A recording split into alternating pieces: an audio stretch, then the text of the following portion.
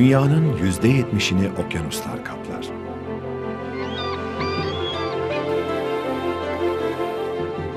Bu masmavi engin sularda son derece farklı canlı türleri büyük bir uyum içinde yaşamaktadır.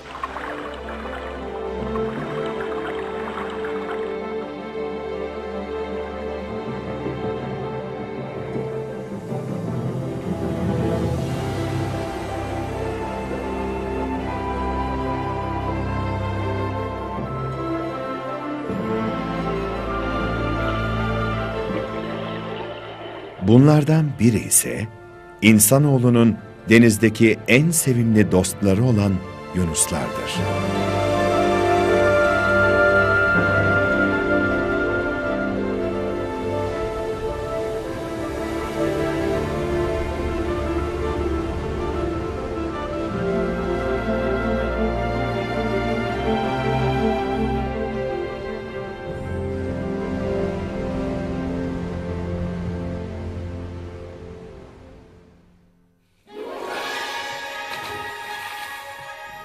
Yunuslar denizlerdeki en zeki hayvanlardır.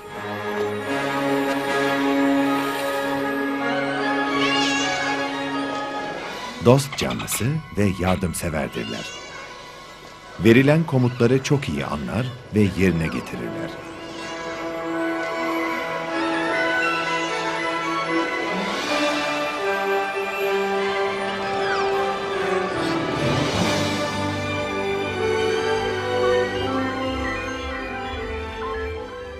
Vücutları mükemmel bir tasarımla yaratılmıştır.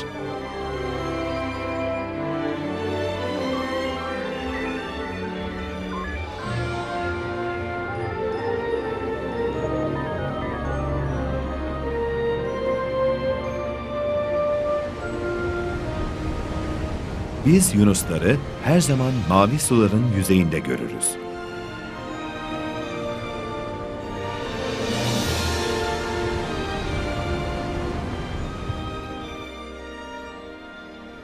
Oysa onlar hayatlarının büyük bir kısmını derinliklerde geçirir.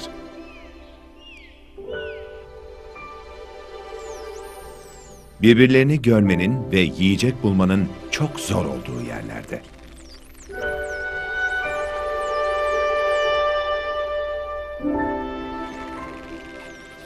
Ancak yunuslar, denizlerin bu derin karanlıklarında bizim aydınlıkta göremediğimiz kadar iyi görürler.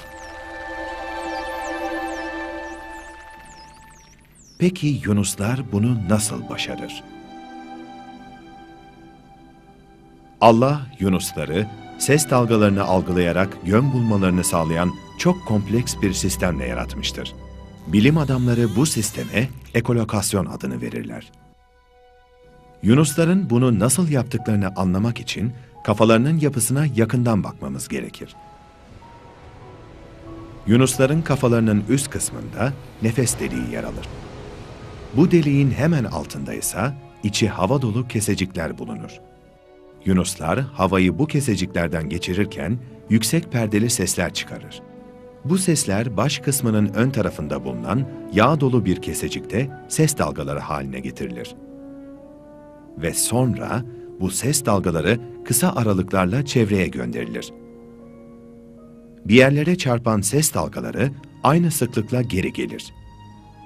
Bu sesleri yunuslar dikkatli bir şekilde dinler. Ses dalgaları önce alt çenedeki akustik pencere adı verilen bölgede algılanır. İç kulağa iletildikten sonra beyin tarafından değerlendirilir. Çevreden gelen yankılar cisimlerin uzaklığı, boyutları ve hareketleri hakkında yunuslara detaylı bilgi verir. Bu sistem sayesinde geniş alanları tarayabilen yunuslar adeta tüm denizin haritasını çıkarır.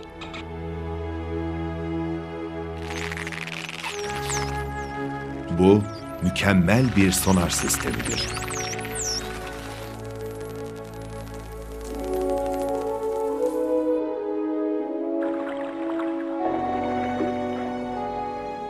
Ve yunus bu sayede deniz tabanını elektronik bir aygıt gibi tarar. Böylesine yüksek teknolojiye sahip bir sistemin et ve kemik kullanılarak inşa edilmesi, ve bir deniz canlısının vücuduna yerleştirilmiş olması, Allah'ın yaratma sanatının açık bir delilidir.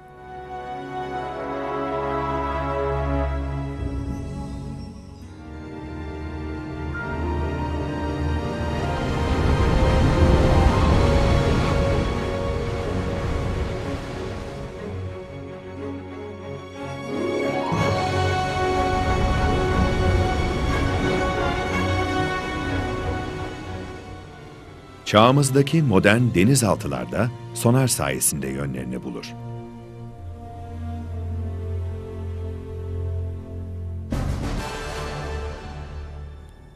İnsanoğlunun ancak 20. yüzyılda ulaşabildiği bir teknolojiyi yunuslar milyonlarca yıldır kullanmaktadır. Bir canlının kendi iradesiyle böyle harika bir sisteme sahip olması mümkün değildir. Yunusların sahip oldukları bu benzersiz sistem, onları Allah'ın yarattığının bir delilidir.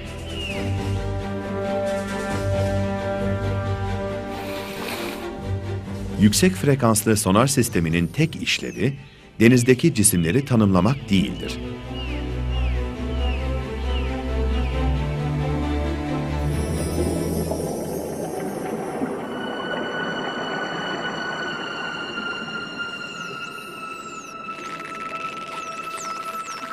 Yunuslar, sonar sistemlerini avlanmak için de kullanır. Yunuslar grup halinde bu güçlü ses dalgalarını balık sürülerinin üzerine yönlendirir. Böylece balıkları sersemletir ve onları kolayca avlarlar.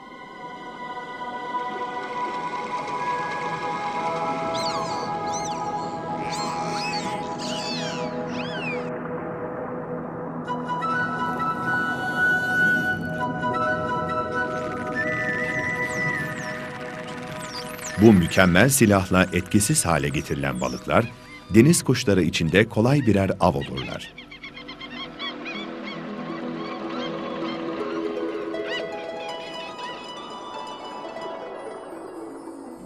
Yunuslar sonarlarını aynı zamanda bir haberleşme cihazı olarak da kullanır. Ve hayranlık uyandıran bir iletişim sistemi kurarlar. Öyle ki 220 kilometre mesafeden birbirleriyle haberleşebilirler. Bu, İstanbul Boğazı'ndaki bir Yunus'un sonar yoluyla Çanakkale Boğazı'ndaki bir başka Yunus'la haberleşebilmesi anlamına gelir.